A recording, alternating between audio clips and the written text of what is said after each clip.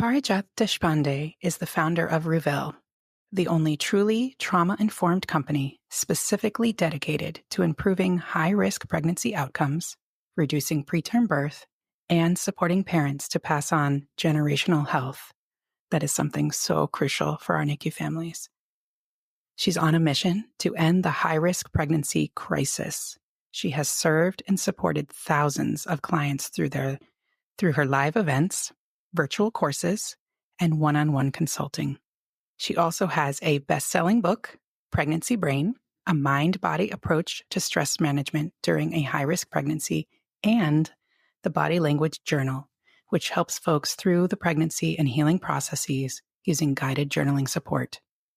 You can learn more from our conversation today and at her company's website, www.revel.com, which we will, of course, share all these things in our show notes. And she's here on Beyond the Beeps because Parijat is also a NICU parent. It was a little over a decade ago or so that Parijat came to the NICU. Welcome, Parijat. Hi, Leah. It's wonderful to have this conversation with you. Thank you for inviting me here. For sure, for sure. What brought you to the NICU originally? It was a very high-risk pregnancy. Developed multiple complications in my pregnancy. So there were a lot of factors that were just working against us, to be honest. And it was the delivery of my son at 24 weeks and 5 days that ended my pregnancy and started our lengthy NICU journey after that. Wow, that's a very low birth weight or extreme birth weight, extreme prematurity baby. Mm-hmm. Wow.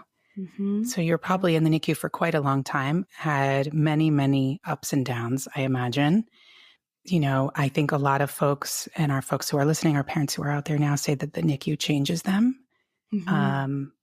And I'm wondering how it changed you. Yeah, I still remember there was a moment after he had come home. It was probably a few weeks after he had come home. And I remember just sitting on the floor because I was so disoriented. And I remember describing it to my husband, like, I feel like one of those, War of the World movies type things where everything just gets decimated. And then you're one of the protagonists who's waking up from it and you're taking stock of like, what is this world that I'm now in? Because I don't recognize any of it. I mean, it changed me in so many ways. I mean, the way that our entrance to parenthood, he was our first living child. And so that was our introduction to parenting. We learned how to change diapers around wires and tubes. And so the way that I understood and approached parenting was different than I ever thought it would be. I think just personally as a person, it changed me in that ignorance was gone. Naivete was gone. Yeah. We knew too much. Yeah. I think we got so close to the end of life that it helped us to have a new appreciation for life. And also both my partner and I became very aware of how intentionally we want to live our life because it felt like we had been given a new lease on it. Wow, that's a powerful mindset shift that I hear. Tell me more about that intentionality. I think we recognized, how fickle and how fragile life can be. And that, nobody's immune.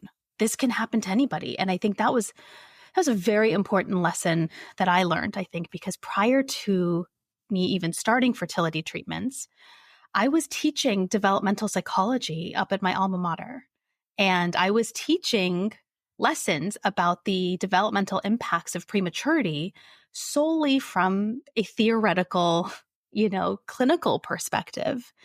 And it really felt like this is something that happens to other people. I fully own that. I was teaching it from a place of distance and a place of, well, this happens to some people and we understand, but it can't happen to me. It never even crossed my mind that it could happen to me. And then to become the parent of a child who was less than 1.5 pounds when they were born. And then to raise that child, to know what it was like, that NICU and NICU graduation is just one of many milestones that we will be working towards and celebrating in our life. It really opened my eyes to, you can do everything right. You can be a good person. You can be show up at your best. You can be healthy. You can make good choices. I mean, none of it matters. None of it matters because the risks exist for everybody. Now, of course, there are added risks for some than for others. For me, for example, there were added risks of health issues and things like that. Sure, fine. Sure. But I think it showed us just how possible it is for anybody to experience this. And if that's the case, then who are we living life for? And is this the life that we can proudly say to our son when he's older, hey, these are the decisions we made and this is why we made them? Or can we take stock of our life and go, you know what, we just survived something massive? Is this actually how we want to be living? And if not, why are we doing it? And how do we change? Yeah. How do we change what becomes important? What becomes our driving force, our purpose? Yeah. What did you start with? This is a very profound and grand thought, right? And it's more than just a mood board, what you're talking about. This is a big deal. Yeah. How did you start? I think it started with our relationships. There were, I think a lot of NICU parents can relate that there are some relationships that don't survive the NICU. Yeah. And then there are others that kind of cling on for a little while. And then they start dropping off or they start changing because, especially when you have a baby born that early, or if you've got baby with pretty intense medical complications or any kind of chronic situation, there's no over date. And we learned pretty quickly that not everybody can tolerate that. And then we also learned that we want to be very intentional about the messages and the kind of love and support that our son grows up with, and not have him be constantly trying to achieve a milestone. Like, well, when you start to do this, when you can get there, then it'll be okay. Like, well, can we actually have a relationship where you accept him as he is regardless? Those are the people we want in our life, not people who are looking to see, okay, but when is he going to, right? How many times do we get those questions? When are they going to crawl? When are they going to walk? When are they going to do this? What if they don't? That needs to be okay in this relationship. And I think that's where we began. We felt, I think, intensely protective of him, but also of ourselves and each other. That we need to be around people who have this radical acceptance of not just what we survived, but who we are now and what this family is, given everything we've been through. Radical acceptance. It is a thing that I have had to make as a practice because it doesn't necessarily come naturally to me, right? I have to practice that a lot. And I just really value deeply what you're talking about of this, we're always looking forward, right? Which we want to be, positively looking forward, right? Sure. Asking that it's not going to be okay until X is really crucial in the NICU too, because like you're saying, then we're kind of always living on the edge. And we see that in our families is they're on the edge of the next thing as if where they are now is not okay, right? And it makes me think so much about what I do in my daily basis, in my daily work, and our mentors do of really trying to help folks be where they are right now and make these memories. I know there's a lot of families who are afraid to take pictures of their baby in the NICU. They're afraid to tell anybody their story. And I hear you. If you're listening to us now, I hear you and I hold you tight. And that's something that we really want to help folks, is to be more comfortable with what is. What things did you find that helped you? I know you mentioned, prioritizing those relationships with the people who are going to be there for you, be the wind at your back. Was there something else that occurred for you or that helped you to feel that way that another family could benefit from? I had to fully grieve. Mm. Fully, fully, fully. There were so many losses along the way. Both, like I said, he was our first living child. So we'd had a pregnancy loss prior to Wow. his birth. But Yeah. then the experience of going through fertility treatments, of going through a very high risk pregnancy with many pregnancy complications. And the way I wanted to experience a pregnancy never happened. The loss of not being able to carry even to the third trimester, right? Or Right. even in my mind, our I was at the very end, our I was at 25 weeks and I couldn't even make it there. And that was a big loss for me. And then the loss of, how we became parents and what we learned and the loss of ignorance. I mean, there's so many. I could not fully accept our reality until I did that. And the way that showed up is I kept blaming myself. I held myself hostage for a very long time Mm. because it was easier to be angry at myself than it was to fully acknowledge how many things we lost in order to have this life. Wow. That grief is heavy. I just hearing you say it out loud gives me so much hope for others, because I know hearing this lets us know that, hey, we can do this. Do you feel that you had the room to grieve when you were in the NICU? Or did you have to force that? Did you have to make that space? Because grief takes up space in our hearts and our minds and our even physical space, to feel fully. Mm-hmm. Where did you find your spaces to feel that grief, to feel, get that reconnection, refuel? It had to be after the NICU. Mm. There was no space in the NICU because that was minute by minute for so long. And then Hmm. we graduated to hour by hour for so Yep. long. And Yeah.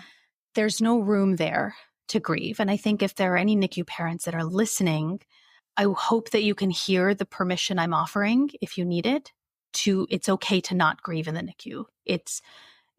You're in a survival state in the NICU. Your child may literally be in a survival state, and that's okay. It will come when you are safe again. Mm. And so for me, it took many months after he came home because, as anyone who knows, with a NICU baby who has complex medical needs, the discharge just means you're no longer in the hospital, but you are packed busy with appointments and you are now driving and you are scheduling and coordinating and calling insurance every other day and you are busy. So it's not really different other than you're at home, which is Right. also, it is hugely different, but the lifestyle is not so different. Yeah. So for me, it took many months. And I think it was when he finally started being discharged from some of his care providers. I want to say it was probably about 10 months in, I think is when he was first discharged from his first one. And I kind of went, oh, this is not forever. Right. Okay, some things can change. And I started feeling, kind of like how an ice sculpture comes together and like you start to Yeah. see the chiseling happen. Right. And as over that year and a half, as we started no longer needing certain pediatric care providers, and then we started to get to know him as he became, more, independent in his reactions, and he was not just a baby that we were doing things for, but his personality started coming through and he started smiling and he started crawling and things like that. It was all those pieces had to come together in order for me to have the space to begin the grieving process. But I will tell you, it's not over. Yeah. It's not over because as they get older, there are new elements that present themselves to you that you may not have realized when you start connecting and going, oh, this was also this new diagnosis or this new challenge. That's probably related. Right. We can't say for sure in some cases, and in other cases it's pretty obvious. And Right. then to see your child having a new challenge to overcome, or decisions we have to make for, say, schooling or for lifestyle that we probably wouldn't have made had he not been preterm. Not to say that it's his fault by any means or that it's his responsibility, but as parents, we want to give him and us the best possibility of the best life we can. And so life decisions have been different than we'd expected, or where we are now is different than what we'd expected. And so it comes in layers, but the intense part of it really began year and a half, I think, after NICU discharge. And it took some time. It took some time for me to really allow myself to go, no, I'm allowed to feel this way, because that sucked. And I don't want it. I never wanted it. I don't want it for anyone else. That was unfair. To really let myself hold that and go, what I went through was unfair. I didn't deserve it. He didn't deserve it. We didn't deserve it. I think that's when it broke open for me. Yeah, there's like we see it a lot in for especially folks who are there for a long term, like you had to be there for a long time. We see often that we call it like a NICU burnout that happens when they're still in the NICU. Yes. And when we feel, get a personality change suddenly, and all of a sudden a very agreeable family is now angry and combative, or a family who's, coping with pleasing is now coping with, sadness. They're really, there's only so much we can take. Right. And also knowing that you're absolutely right. And that's a lot of times our families report, they feel like I fell off a cliff after you go home, because now you have to find all those doctors instead of them coming to you. And start to unwind what happened and continue to process it. I'm really interested to know what you think could be done. How could we as parent mentors, how could we as NICU professionals, how could we as other NICU parents buffer ourselves or fortify ourselves while we were still in that traumatic time? Or is it that not even the right set of words, right? Is it more, acceptance, like you said, accepting this is where we are? I think one is, I'm going to speak very idealistically, and we're going to assume we have all the resources in the world to make this happen. I think making sure that there is somebody on the care team that can sit with the parents and answer all their questions regularly. And I think that's challenging for professionals, because you're so used to every day seeing this play out. So and I remember this even in the NICU, is there were some professionals there who, my son was the youngest and the sickest. And so we got all the attention. That was not hard. That was not hard to ask for. He's by default, he's got it. We've got it. But then I could see, parents of babies who were born a little bit later, in kind of the early third trimester, kind of the 30, 32 week, 34 week kind of area, where it was easy for the professionals to say, well, it'll be fine. You'll be home in a couple weeks. You'll be home in a couple days.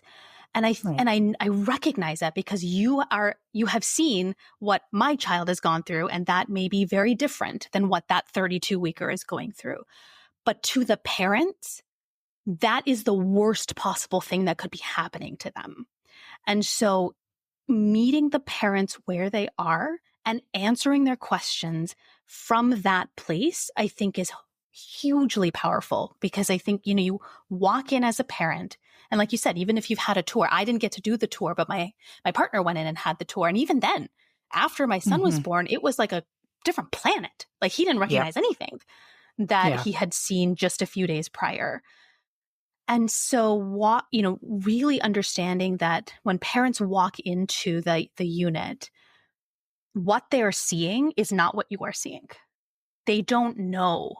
We don't know what these monitors are. We don't know what these things, we don't know that is just an electrode monitoring heart rate. That's not doing anything to the baby. Like, everything looks terrifying. Right. And so meeting them where they are, regardless of what's happening to the baby, I think is hugely helpful. Answering all those questions that they're asking, explain everything. NICU nurses and neonatologists, I think, are some of the most patient people I have ever met. And so I imagine that most people are doing it anyway, but I don't think it hurts to reiterate, you're probably going to have to repeat yourself. And to Yep. do that without any judgment and shame is hugely helpful. And I think really helping parents and yourself to be in the moment. I know sometimes it can be easy, or there may be a pull to go, oh, look, but you're so close. You're almost there. But as we were just talking about earlier, it doesn't feel that way. And so even when we're out of the emergency state of the NICU stay, if a parent is telling you, I can't do this anymore, I don't know how long I can do this, and maybe discharge is 5 days away, that 5 days can feel like an eternity. And so can we pull back and say, in this moment, what do you need? In this moment, what can I hold for you? And I think we've talked about this before, Leah, but silence is so critical. That so many times we as parents, we don't actually need anything other than for you to listen. Because what we're getting from the outside is so many questions. When are they coming home? What's going on right now? Has he gained the weight? Has he done this? Blah, blah. And many times, most of the times, we don't even have the answers for that. There aren't a lot of people, because a lot of the people in our lives are concerned. They love our baby too, and they want us to come home. They want us to be better. And so in the NICU, to ask just a question, what do you need today? How are you today? And then silence, and let the parents fill that silence. And sometimes it'll be filled with just silence. And that's what they need. That's what we need. I wished I'd had more of that. Can you just sit with me quietly? Because I don't have any words, or I'm tired of the words, but I am so alone right now. And your presence is making all the difference. That mindful presence is something that we hold very dear in the NICU, for ICU baby, for our NICU families, rather. Yeah, I think we see that difference. I still go back to one of our very first times doing bedside support 10 years ago. And that's what it was. I sat down and said, how's it going? And an hour later, when this amazing mother had been so afraid to be at bedside, now shared her story and cried and laughed and talked. And she processed a little bit that day and got just a little bit more comfortable in that space. Yeah, it's powerful. Our presence, it's the most important thing. Yeah. When we first spoke, you used these words, which I really, really love, but I want you to tell us a little bit more about it. You had said depathologizing trauma. Mm-hmm. That we're talking about these experiences being traumatic, being very scary, being very unfair, being very life-altering, really turns your world upside down, makes you think differently about all these things. And I'm wondering how you would explain this to those of us who don't use those words, and what's happening for our NICU family, so they sort of normalize something that's not normal. Yeah. Yeah. I mean, I think you said it right there. It's not normal. It's not normal to have a baby born preterm. It's not normal to have a baby who's full term and needing intensive medical care. And so looking at everything through that lens, we at Ruvel really use this line with all of our clients, is ask yourself, how does it make perfect sense? What I am, and then insert what I'm feeling, what I'm thinking, what I'm going through, whatever. How does it make perfect sense? My professional background began in clinical psychology. So that is what I was trained in, is truly, assessing, diagnosing, and treating mental health issues. And it was when I became pregnant after a loss and after fertility treatment, and then developed multiple pregnancy complications, that there was a moment, I can still picture it. I can picture exactly the moment that it happened. I was in my living room and the sun was coming through the windows. And I went, I cannot believe that what I am trained to do is to assess, diagnose, and treat an anxiety. If I came in as a client or a patient and somebody like me as the professional was there, I know what they would say to me. And as the parent now, I'm going, how does it not make sense that I'm worried about my child?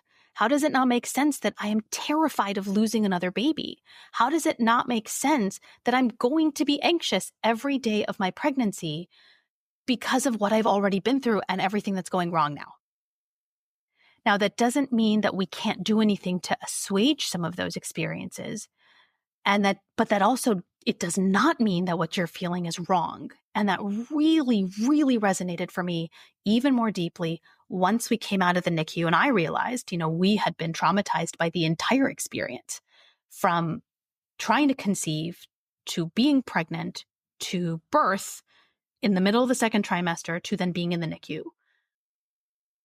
And I could feel it in my body, how much it had affected me. And again, I had this really profound moment of course I feel this way. Of course this happened. It makes perfect sense.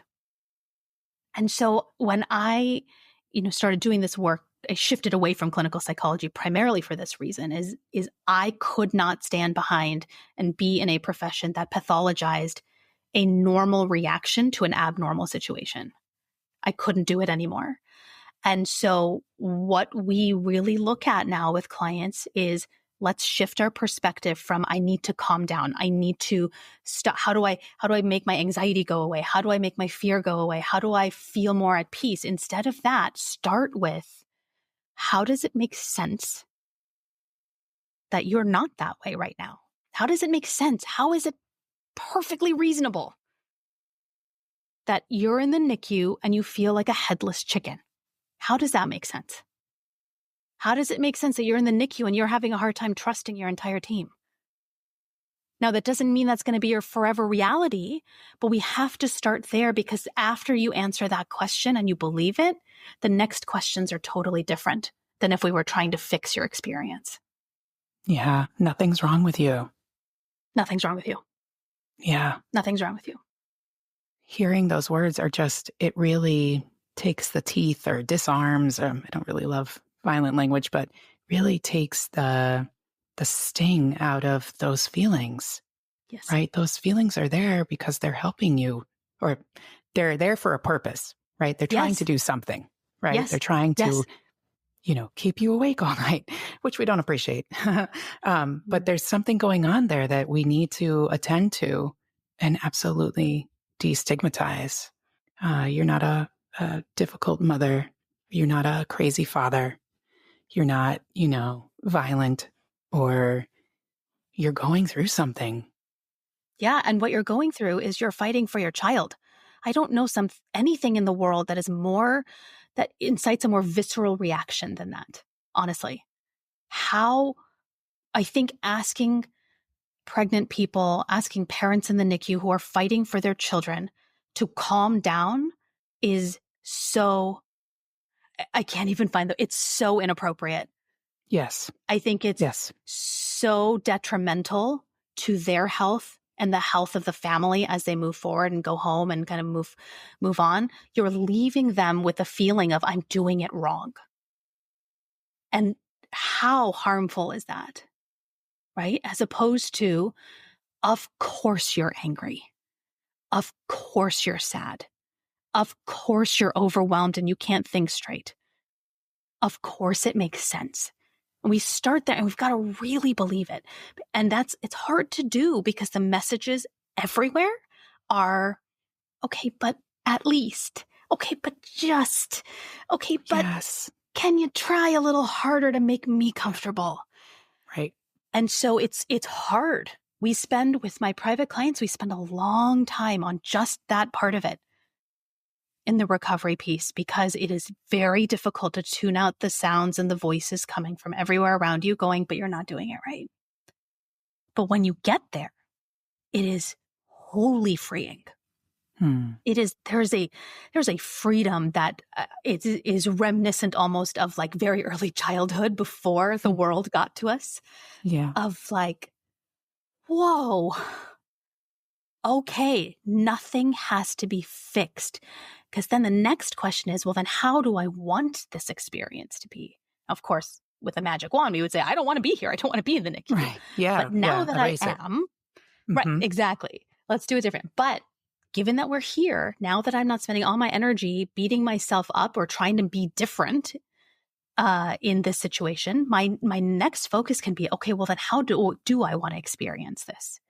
And for me, that showed up as I want to be the leader of the NICU team, the way that I was a leader of my pregnancy team.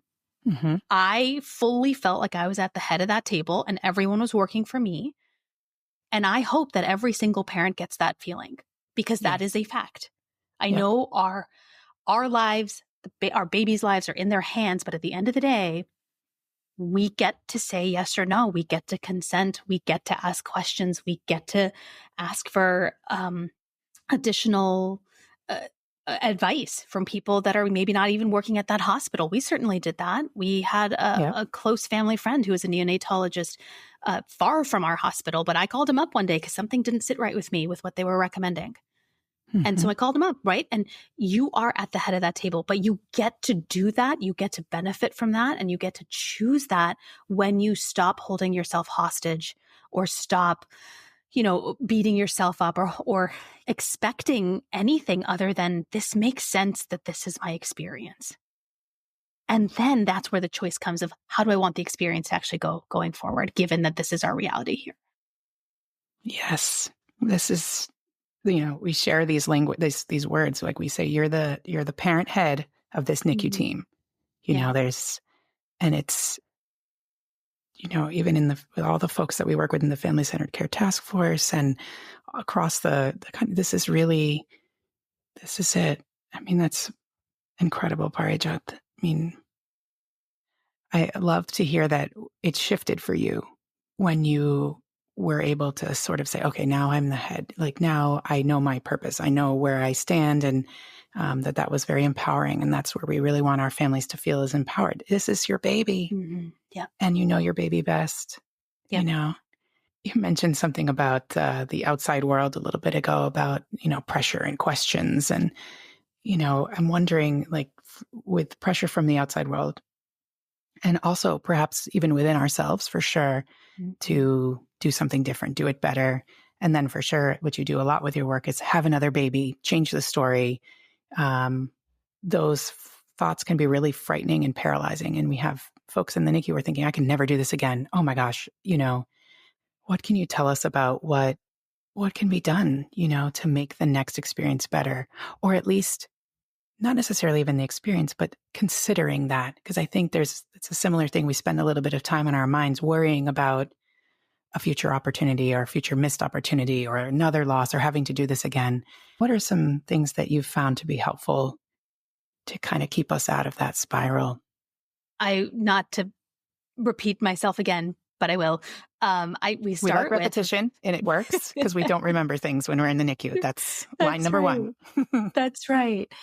It really is what we just talked about. It's how does the spiral make sense? How does it make sense that I'm having a really hard time making this decision, or I'm having a very visceral reaction that's saying, I do not want to do this again, or feeling really pulled to try again, but feeling equally scared that the same or worse could happen next time? How does it make sense? So we've really got to move away from, this fix-it mentality that is so pervasive in our culture. And it shows up in really surprising and hidden ways, right? A lot of people suggesting, well, just meditate on it, or, practice some mindfulness, or just calm down and then make the decision. That's not how the body works when you've been through something like a NICU trauma or birth trauma or any kind of medical trauma. The body doesn't work that way. So we start with how does it make sense? How does it make sense? How does it make perfect sense that this is hard? And we actually have an entire course dedicated to this for the preparation period, because there's a lot of people focused on the fertility and the reproductive health side. But I know for us, it was that middle period of How do we even decide if there is going to be another one? Where's the help there? And so that's, we have that at Ruvel. And our focus is really is centered around gathering more information. So a lot of times we have found that many of the fears are rooted in too many gaps in the understanding of what went wrong last time, what happened last time. Because when you start closing those gaps, we have seen over and over and over again that there are things you can do to support your health to reduce those risks next time. I think one of the things that I have found in doing this work is that you hear a lot, well, a previous preterm birth is going to increase your risk of preterm birth next time. And actually, medically, we know that that is not necessarily true. Because if you can figure out what went wrong or what happened or what somebody missed last time, you plug those gaps a little bit and you can actually reduce that risk for next time. You have already experienced it, and so you know more now yourself, but building a team that also is dedicated to filling those gaps is hugely important. So we spend a lot of time teaching people how to fill those gaps. It's important to get those questions answered. We are of the mindset that we don't know means we don't know yet. And so maybe it's your providers that don't know, or maybe it's your health system that doesn't know. We're in a time right now, so far at least, where telehealth is still available. You can cross state lines and make an appointment through one of these health apps and just talk to another provider and get another perspective. What do you think we missed last time? And I think that in combination with supporting your health through trauma-informed neurobiological somatic support, which is just a giant mouthful of saying supporting your body to complete the threat cycles that weren't completed last time, that actually improves health. There's plenty of research that shows that. Those also reduce your risks next time. If you can do both of those things, then all of a sudden you're asking a question from a different place. You're not asking a question from the edge of the cliff. You're asking it from a couple miles back. Right. And the answer still might be, nope, you know what? It's not worth it. I'm not doing it. But it's no longer a survival answer. It is true choice at that point.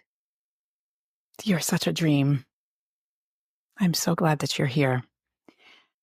So you're the alphabet soup of the somatic care there. Can you give us some examples of what types of things those are?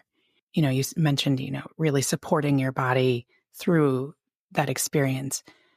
But is that something that, I'd have to go to the Himalayas to do? Is it rock salt? What does that mean? No, it's true trauma-informed somatic work is very simple.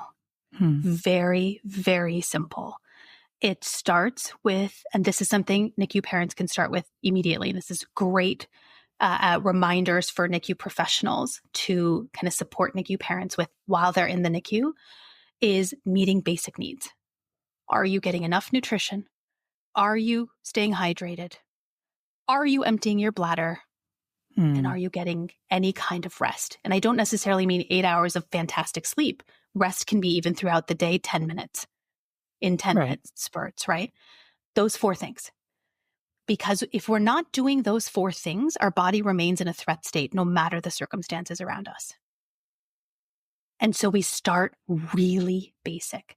The thing is, when we're living in a survival state like in the NICU, we can't hear those cues. We can't tell when we're thirsty. We can't, and again, it goes back to, that makes perfect sense because our bodies don't need to know that. Right. That's not useful information at the time. And so, we really love supporting parents to be with people around them to help them remember.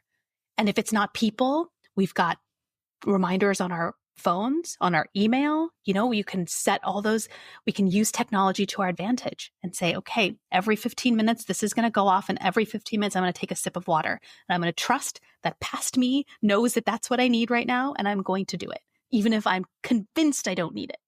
Right? Absolutely.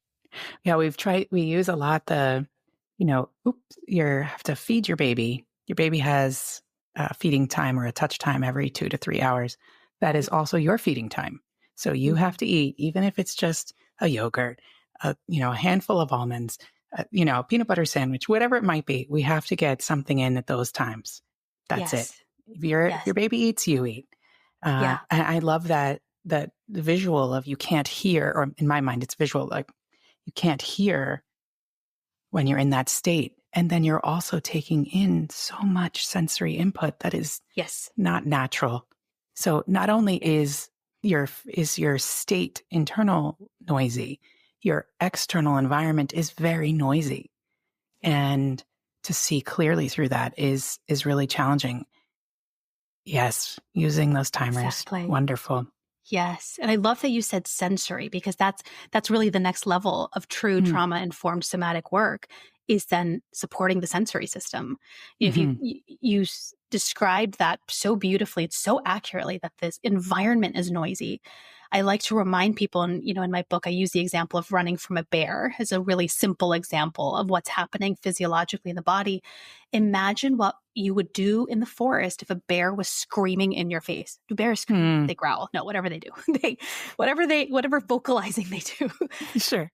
Imagine that's happening. Would you be able to hear that you're hungry? Would you be able to meditate? Would you be able to call your, whoever, and give them an update about what's happening? No, you never would. And so you take yourself off the hook in the NICU. And then when you're ready to do the recovery work on the other side, the sensory system is, I find, to be the golden key to getting right back into the body and start doing a lot of that recovery. There's something that I'm hearing that you haven't said explicitly, so I want to make sure that I'm speaking correctly, but I've heard it, and that's that even if you were suffering when we're in the NICU, that it won't be forever, that we suffering from that anxiety or feeling like we're not doing it right, or the fear or the confusion or the not remembering things and forgetting stuff and feeling like we're letting people down and disappointing and, never feeling like enough. What I'm hearing you say is, even if we're feeling that way in the NICU, we still can heal. We still can feel better later. With help, we can get better, right? Yes, 100%. Yes. Your journal, which I mentioned in the intro, and which I think it's just wonderful. And I've sent it to a few parents who have come out of the NICU. It's really helpful for that planning process and processing and things. Can you tell us a little bit? We include a journal for all of our families. It's guided and then has open space. But can you help us understand why journaling itself is helpful? Like, why would I subscribe to that? Yeah. I'll stay as an author of a journal. I will say that it's not helpful for everyone. Hmm. So I want to give everybody an opportunity that if you're listening to that and you go, ugh, journal, sure, that's fine. That's totally okay, right? But the reason I created the body language journal as a journal specifically is because when we come out of a state like the NICU or after any kind of medical trauma, the body language journal is designed to help you go inwards back to your body, which we have become disconnected from, understandably so. That's how it's supposed to happen. But it helps you come back into it. But what I found when doing one-on-one client work is that there are some people who are able to get back in there. And I have thoughts as to, what makes it easier for some and for others, but for some it's easier to do. And for others, it's really difficult to get into your body. And the way that we do trauma-informed somatic work is by titrating, right? We do little tiny bits, and then you pull out a little bit more, then you come back out. And so journaling gives you an opportunity, at least in the body language journal, to go into the body, because those are all the prompts are body related. But then you go into your head, leave the body, go into your head to write down the answer. And I found that for people who are having trouble doing somatic work because it can feel scary for a lot of people who have, not done it before or, have bad experiences with it, this is a nice titration of going, I'm going to feel the body a little bit, but then I'm going to go into my head and write down the answer. And you get to practice so that over the next 28 days, you actually become more and more familiar with your body. So the actual somatic work that comes after that is not so scary anymore. That you mentioned, and it really struck a chord with me, being afraid of our feelings, or how our body feels, not necessarily our feelings, but, we just were talking this week about a feeling where like you feel almost sort of dizzy with the anxiety and how And that dials up your fear because why am I going to pass out? What's wrong with me? Mm-hmm. What's wrong with me? Right. Yeah, right. There you go. And exactly. Right. And having a process to say, hey, no, it's nothing's wrong with me. I'm going through something right here. And it's a really wonderful gift to have. So you've become, I really, really admire you and your work and really become an expert in this field. If you could go back to Parijat in the NICU, what would you tell her? So many things. So many things, but I think I would say, I don't have the right words yet, but what I would want to convey is it wasn't your fault. And the sooner you can accept that, the easier the rest of this journey is going to be. Those are words that I now am sort of speechless because this is something that I think is a really big, a common thread for us. Yeah. A common thread. So I know we're coming close to our end here, which is sad for me, but we really sit with hope, hope being that we don't know what the outcome is going to be, right? But we're going to continue to believe and to keep going forward. And what does hope mean to you? I'm thinking of a quote. I believe it's by Desmond Tutu. That it's being able to acknowledge that there is light, even if you can't see it. It's not exactly the quote, but that's my interpretation of it. Is I don't think you even need to see the light yet. Just knowing that it's there, even if you're in pitch black, you hold on to that. And I think it's what drives you, continues to drive you forward. That knowledge that it's there. I just can't see it yet. Spectacular. I'm going to hold on to that myself. Yeah. It's a spectacular language.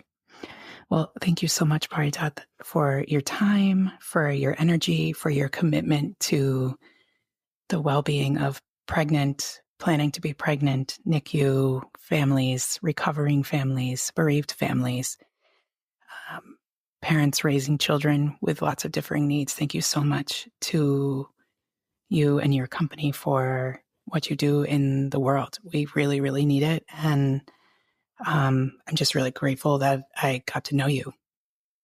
Yeah. The feeling is absolutely mutual. Thank you, Leah, and thank you for everything that you do for NICU parents like me. I wish I had known you back then. Yeah, me too. Well, if you're out there, thank you so much for joining us today. And if you are, sitting at your baby's bedside now, maybe you're at home watching on a camera or watching a video, you're up pacing at night, you're pumping, you're at home, post-NICU, trying to make sense of all of it. Parijat and I want you to know that you're not alone. And we really look forward to being in your ears the next time. Thank you so much. Take gentle care.